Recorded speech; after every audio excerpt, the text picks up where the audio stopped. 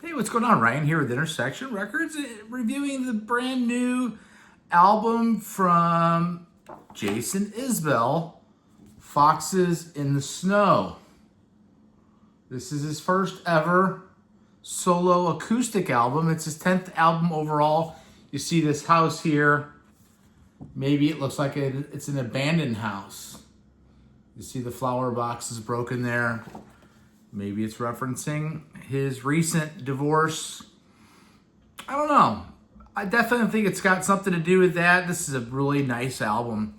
I saw Jason the first time back in 2012. Kind of blew me away. I actually saw him solo acoustic. He opened up for Ryan Adams and followed his career, some of his first albums, and then, to be honest, kind of fell away and haven't listened to the last couple albums.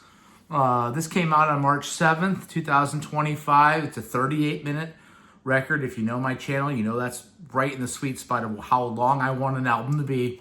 I don't want it any shorter, and I don't want it really any longer than 45 minutes. I think it takes away from the experience when you can't get through a record in a reasonable length of time. This was recorded at Electric Lady Studios in New York City. It took 5 days in October of 24 when it was recorded there. 5 days in October. It was recorded on a 1940 Martin guitar, pre-war Martin, and it is an elegant record with some great playing. Let's go through it track by track. Bury Me is the first song.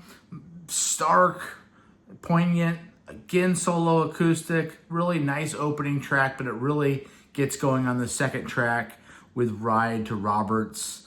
It feels like a classic instantly. He paints pictures. His playing is fantastic. It sounds like two people are playing acoustic guitar, similar to how it sounds when Neil Young plays acoustically. This is the longest track at 4 minutes and 25 seconds.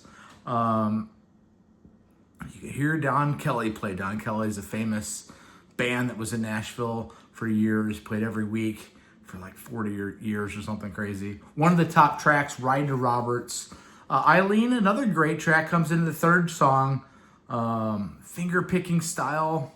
Forever is a dead man's joke. He finds a note that's behind the bed up against the wall. Clearly a note that was meant for him that got lost, maybe. Something he was supposed to read and didn't and found it later. Interesting song idea. Gravel Weed, another just top track. Think about a little weed that's growing out of the gravel and how fragile that soil is.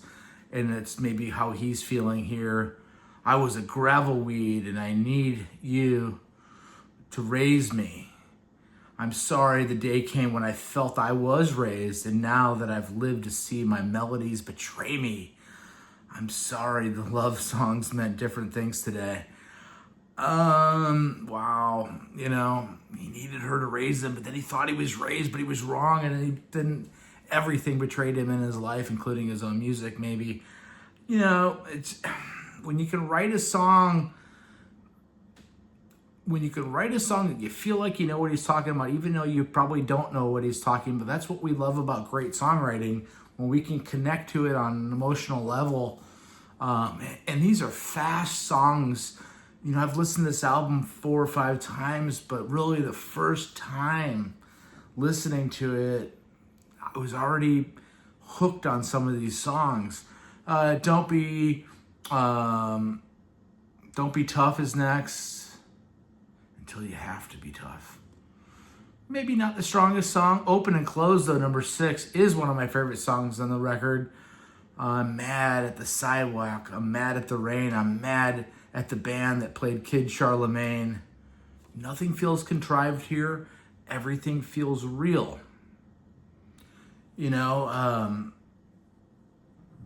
just not a throwaway track on this record. This is going to get a high ranking from me.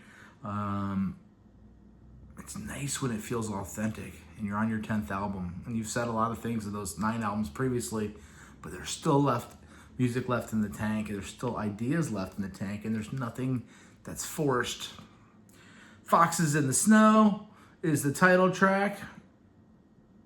Coming in at 7. The 8th song, though, Crimson and Clay, Tracy's favorite.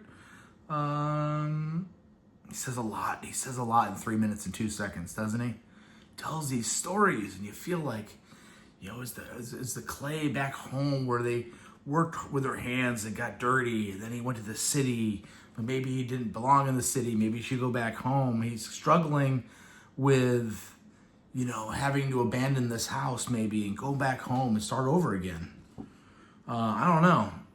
Good While It Lasted. Another song. It got just a little chills right there thinking about that song. Maybe the best vocal on a great album full with great vocals. Just great singer. The love and regret. The regrets and love, right? I feel like a boy who got caught being bad. It was good, but it was good while it lasted, Boy, you're doing something wrong, and it's fun, and you're free, and you get in trouble, and maybe it was good while it lasted.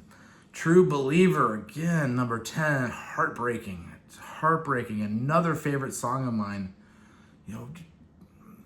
Pretty Public Divorce from Amanda Shires. I wonder what she thinks when she hears a song like that. I wonder what she thinks when she hears True Believer. Because it's got to be about somebody, doesn't it? And then the last song, Wind Behind the Rain. I just learned that on guitar here a minute ago. He's song in G. Simple, but beautiful. He's in love with somebody. He's in love with somebody.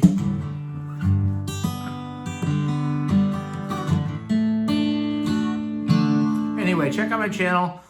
We do shows every day about great music. This is going to be, I hesitate to give this a 5 out of 5. I've never done that before. I don't know. This is a great album. I'm not going to give it a 5 out of 5 because I've never done that before, but it's going to be a 4.75 out of 5. It's as good as it gets. It's as highly rated as an album as I've given since I've been doing this, and about 150 album reviews in the last 2 years. So peace out. Catch you. See ya.